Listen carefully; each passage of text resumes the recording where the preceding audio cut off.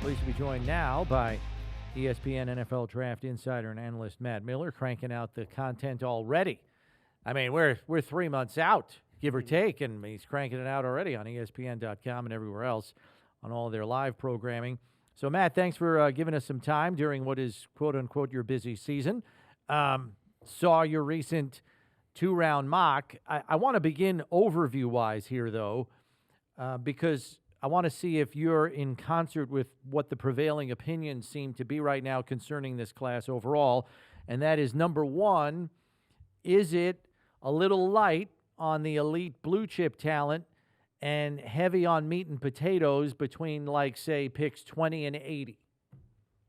Yeah, absolutely, guys. Appreciate you having me on. And I would say maybe even more than that. I think you have a handful, 4 or 5 blue chip players. So that'll kind of be the conversation. And then I feel like you have a second tier of good players, like just solid football players.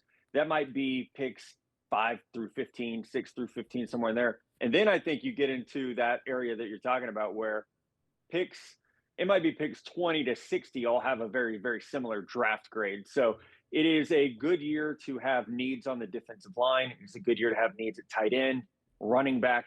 It's not the greatest year for wide receivers, which is, when was the last time we said that, right? That it's not a good wide receiver been a draft. while, It feels yeah. like it's been forever. It's not the deepest year at positions like cornerback. But if you need line play, O-line, D-line, defensive end, this is a fantastic year for it. I know that I don't know if you track this or not, because I know you've got a two-round mock draft right now and stuff. But as free agency comes around, and then the draft hits, but free agency really changes things for teams. Plus the post June 1 where you trade guys and all that. But how much is your experience tell you that teams' needs change after the first week or two of free agency, just before the draft? It's got to change it significantly. I know it did with the Bills. Oh, it absolutely does. And you think you have an idea, in season of what a team's needs would be. So I'll tell you right now, I have the Bills' top 5 needs: D-end, corner, defensive tackle, linebacker, and safety or wide receiver. But, things like retirements are going to impact that. Free agency, Rasul Douglas, Amari Cooper, those signings or not signings will absolutely impact this. And there's always surprise trades, it feels like. We saw yesterday, Myles Garrett, Cooper Kupp might be on the move. So that definitely shakes things up, additions and subtractions as much as anything. So it is always very, very fluid. I think a big part of our job as draft analysts is to also be studying these NFL teams to say, where are the needs, where are the weaknesses, not just 2025, but looking 2026, 2027, because there are some clubs that are going to draft a year or two out on their needs. So it is a big part of the studying that we do, is to try to understand where these rosters are at. I know you covered both the East-West Shrine Bowl and Reese's Senior Bowl here in the last week or so. What are your biggest takeaways from those 2 weeks? Because I know the practice setting is where the real evaluation takes place. Not that the game is dismissed necessarily, but you know what I'm saying. A lot of intel is gathered there in the practice reps where you can get some one-on-one looks at people. Do you come out of those 2 weeks watching that talent and saying, oh, maybe the draft class is better or deeper in this area than maybe some of us anticipated? Yeah, definitely. I think tight end is one of those spots. And I know, the Bills are pretty set at tight end, but that is an area where there were guys I liked, but then you get to see them in person and you think, wait, I like this player more than I maybe realized on tape. You see them move in person. It has such a big impact. I think on the flip side, I went into both those events, being on the road for about 10 days, wanting someone to pop at quarterback and wanting someone to pop at wide receiver. And I didn't get that feeling. And that's probably a little bit of experience. That was my 15th Senior Bowl. So I've seen some things over the years in Mobile, Alabama. Some we can talk about, some we can't, obviously. But it's one of those years where you say, I wanted a wide receiver to wow me. I wanted to have that Cooper Kupp moment where a guy comes to the Senior Bowl and just blows you away. That wasn't there for me. And so I think now I need to go back and watch more tape. I need to dig in on some of the juniors more, who I haven't, needed to study as in depth yet, and try to see, because teams have needs and they're going to use these picks. So we got to find where are the good players. Senior Bowl, that was the best O-line, D-line group I've ever seen combined at a Senior Bowl. The tight end group was great as well. The corner class was really good. It was a top to bottom loaded Senior Bowl group. It just didn't have those sexy positions at quarterback and wide receiver that we usually go down there to watch those guys and see who the best of the best is. So you've got this draft class that's very, very top heavy and very shallow at the top. Who is that handful of guys? I mean, who are the names that we're going to get to know intimately through this process? Because a lot of fans don't dive into this until, like, this last weekend when the Buffalo Bills get put out of the playoffs. Now they can think about it maybe a little bit. What's this handful of guys? Who are they? Abdul Carter, the defensive end from Penn State, best player in the draft, bar none.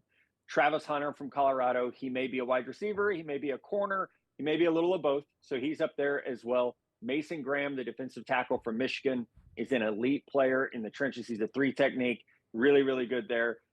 Then there's a conversation, right? Will Johnson, the corner from Michigan, he was banged up this year, but on tape, he's a blue chip player. Will Campbell, tackle from LSU, on tape, blue chip player, but his arms are a little bit short. He's going to come in under 33-inch arms.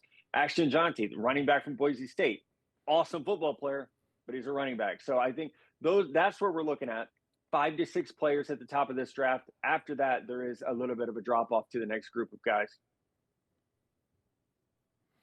And then with respect to your mock draft specifically, Matt, your first pick for the Bills at 30, you go Emmanwori, the safety from South Carolina, who is an athletic talent. And I'm a proponent that the Bills on the back end need to get more team speed and they need to be more athletic in general. This guy is a giant, though, for the safety position these days. Yes, this guy could have played safety in the 90s at his size.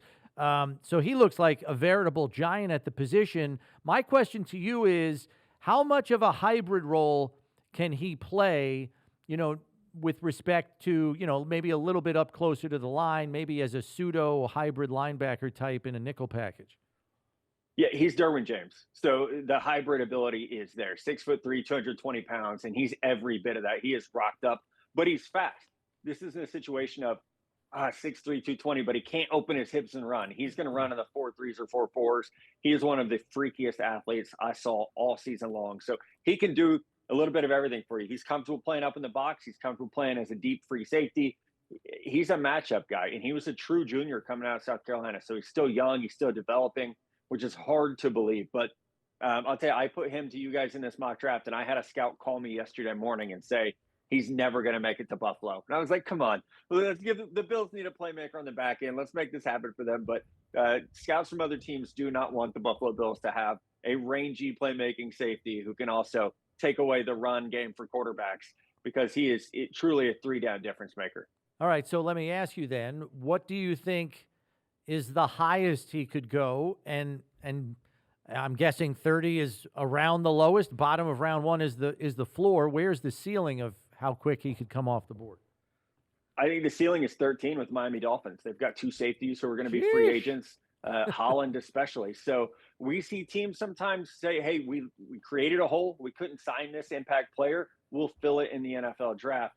So we'll see what happens with where the pass rushers come off the board. I think that's the thing to watch. If we get a board that's wiped out in terms of pass rushers or even 3 techniques, then I think there's going to be squads that look at Emmanwori and say, hey, this dude's a difference maker. In a draft that's a little light on him, this guy's a difference maker. He's bringing production. He's bringing all-star level traits.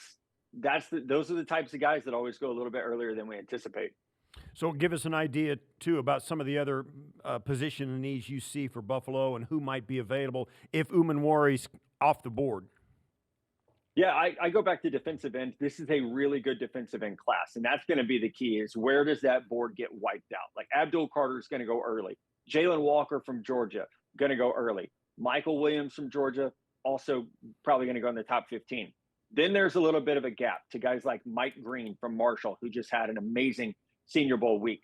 Jack Sawyer from Ohio State. Jack Sawyer, you could plug him into your lineup tomorrow, and he could start for 7 years. He's just incredibly solid in every phase of the game. So the defensive end group would be strong at pick number 30. Corner is a little bit dicey. I like Trey Amos, from Ole Miss. Thought he had a good Senior Bowl week. He would be in play there. I think, Zadeh Barron's gone. Will Johnson's gone. You might be looking at someone like Az Thomas, another corner from Florida State who had a really good Senior Bowl week. I think they're in that late first, early second round range. As far as linebackers go, Jahad Campbell, He'd be maybe a third down rusher as well as a off-ball stack linebacker on first and second down. Much more of a hybrid player than the Bills traditionally go for at that position. He's in that range. Carson Schweschinger from UCLA, who I love. He's one of my favorite players in the entire draft at linebacker. He would be in range at 30. So those are the big needs I have right now. But I would say, I would say this for Buffalo, Kansas City, Philadelphia. These teams that are perennially in the driver's seat at the best of the best, like, stop taking projects late first round. Just because you're a good team and you have Hall of Fame quarterbacks, you shouldn't take on projects. I look at what teams like the Rams are doing.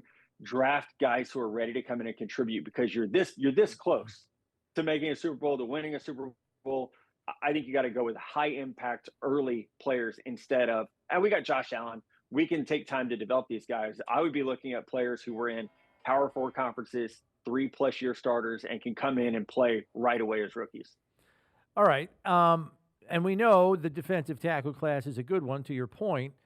At the same time, I would argue that the younger players up front on the interior for Buffalo are more of the 3-technique penetrating variety, and I'm thinking of Ed Oliver and Dwayne Carter, who they just drafted last year. So it's more likely they're looking for a space eater and a 1-tech that, okay, if they can get some push-up in the pocket, great. Does that afford the Bills, you think, the opportunity to wait on that position a little bit, similar to the way you kind of suggested here in your mock, with Josh Farmer going 56 overall in round 2 for them, because the 3-techs are going to go first because they're more of a playmaking type defensive tackle. So maybe just help me with the strategy here, and can the Bills sit there and wait until round 2 and get more of a space eater type? I think you can, whether that be Josh Farmer, Alfred Collins from Texas, Deion Walker from Kentucky. They're space eaters. And I think round 1, like you mentioned, Kenneth Grant from Michigan is the one player in round 1 who is that space eater that I say you got to at least think about him in the first round if he's there, because he would pair so well with Ed Oliver. I had him going to Kansas City where he would pair well with Chris Jones. But I do think that 1 technique, 0 technique, that defensive tackle group, you're going to be able to find really good value in the second round. Now, there is a drop-off. Like, I don't know that you wait till round 3, because then you're looking at guys who have some type of deficiency, right? So round 2, it feels like there will be 2 to 3 pretty solid options at that specific position.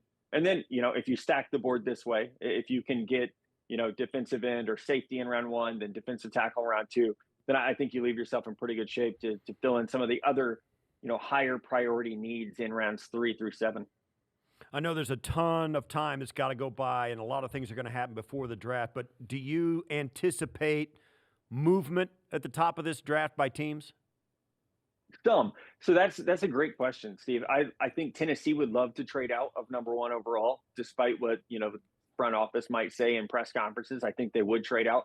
The interesting thing about draft classes that are, as you said, shallow at the top, and then we have this, cluster of 40 players that everybody kind of has the same grade on.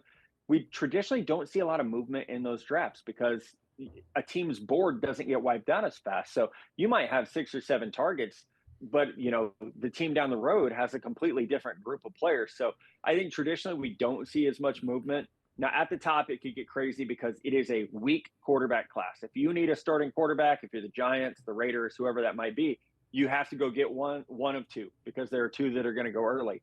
Outside of that, I don't see blue chip players that we're going to see a lot of movement for. If we do see movement, I think it would be on the back end of round 1, similar to what we saw last year, where teams are jockeying to get, last year was the receivers. That group was there was a run. So teams were trying to get those receivers. I could see that being the case this year if some of those defensive ends slip into the 20s, where teams say, we got to go get one of these guys before they're all gone.